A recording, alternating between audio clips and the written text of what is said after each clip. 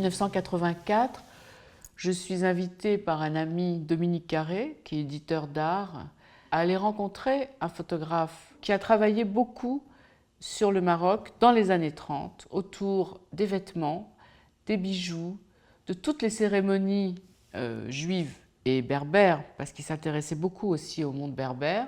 Et quand je suis entrée, il y a un vieux monsieur qui m'a ouvert dans ce petit appartement un peu triste. Et il m'a dit, vous êtes juive, il n'y a pas d'israélite, vous êtes juive et vous êtes du Tafilalet.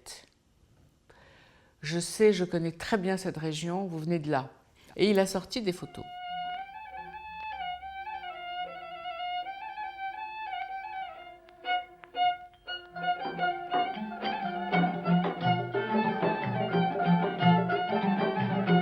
Il commente un peu les photos, il me dit des mots que j'ai toujours entendus, mais dont je n'ai jamais vu la représentation finalement. Le groen, une espèce de coiffe étrange qu'elle portait comme ça, avec des cornes, et elle portait ça pour les mariages. Bref, cet homme que je ne connaissais pas, qui commence à me prononcer des mots qui étaient des mots de mon enfance et de mon adolescence, j'étais assez bouleversée. Et à un moment donné, je tombe sur une photo d'un couple de jeunes adolescents, habillés en mariés. Il y avait écrit « Mariés du Tafilalet, 1935 ».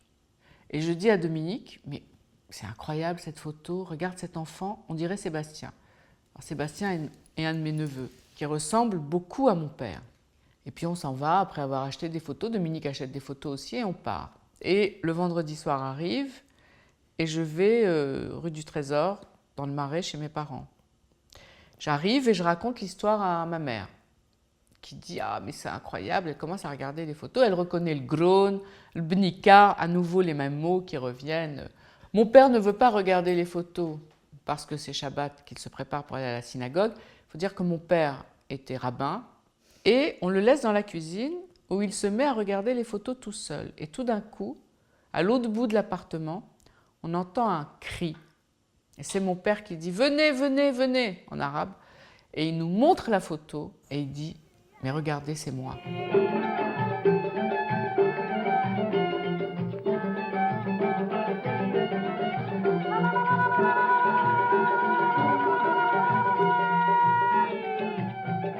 L'histoire de mon père, elle est assez extraordinaire aussi. Il naît dans une oasis qui s'appelle Tinrir, dans une famille extrêmement pauvre, orphelin de mère. À cette époque-là, Baba Saleh, qui était un très grand rabbin, avec son frère Baba Haké, sillonnait cette région, enfin ces régions du Maroc assez pauvres, et il prenait des enfants mâles, comme il disait, pour leur donner un enseignement religieux. Donc mon père est arrivé après sa bar mitzvah dans la famille de Baba Saleh et de Baba Haké, son frère, qui vivaient tous les deux dans une grande maison à Erfoud. Et là, il y avait une petite yeshiva d'une douzaine d'enfants.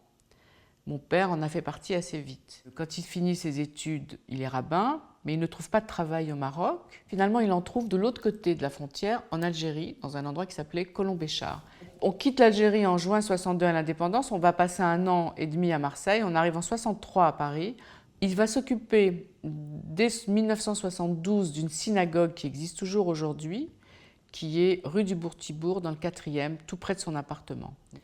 Donc il a fallu attendre toutes ces années pour que cette photo revienne entre les mains de mon père et revienne aussi entre les mains des autres membres de la famille qui vont les avoir quelques mois plus tard, puisque avec mon père, on va aller voir Jean Besancenot.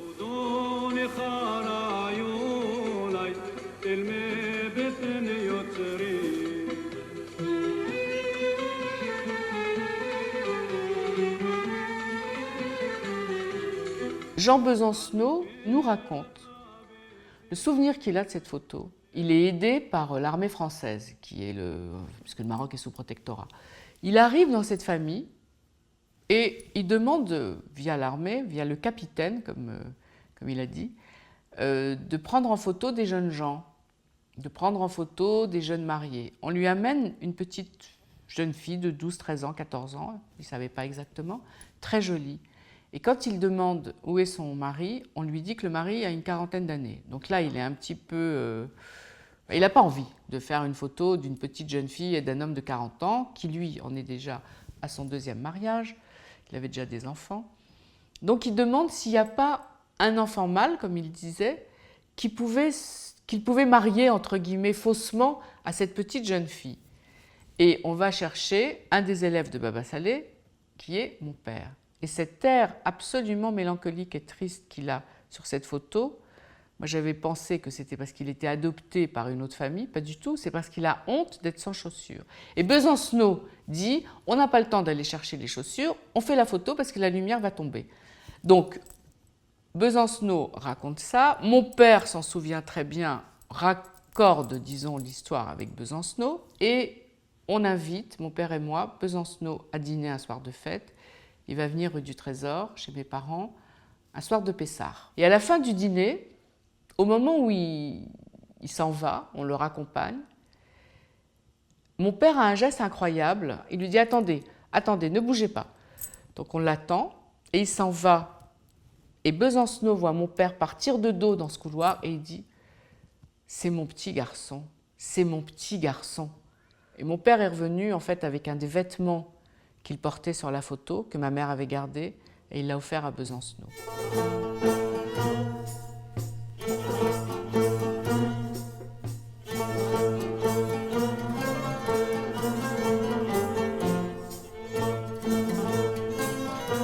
Aujourd'hui encore, il se passe des choses autour de ces photographies. Parce que la petite mariée, Lella Sarah, fille de Baba Saleh, a 95 ans aujourd'hui. Elle vit à Jérusalem. Et quand un de mes cousins qui vit en Israël lui a montré la photo en lui demandant de la commenter, elle se souvenait parfaitement de la prise de vue, parfaitement du photographe et parfaitement de l'obéissance qu'elle avait dû montrer à son oncle, Baba Haké, parce qu'elle ne voulait pas être prise en photo. Et parfaitement de la honte qu'elle a subie, elle aussi, à cause du manque de chaussures de mon père. Donc je trouve ça magnifique.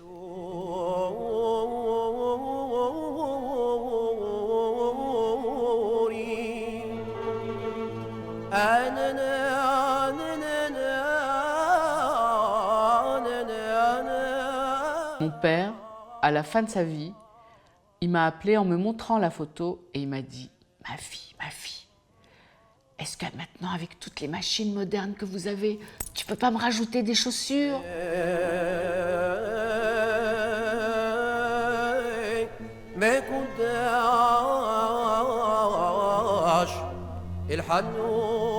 Je suis très émue que cette exposition ait lieu ici, dans ce lieu qui est si beau, au Musée d'art et d'histoire du judaïsme.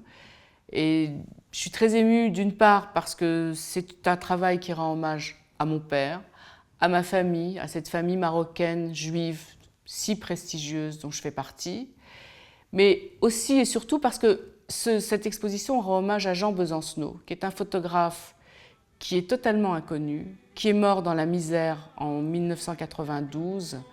Et je suis reconnaissante au musée de m'avoir invitée, de m'avoir permis de montrer son travail.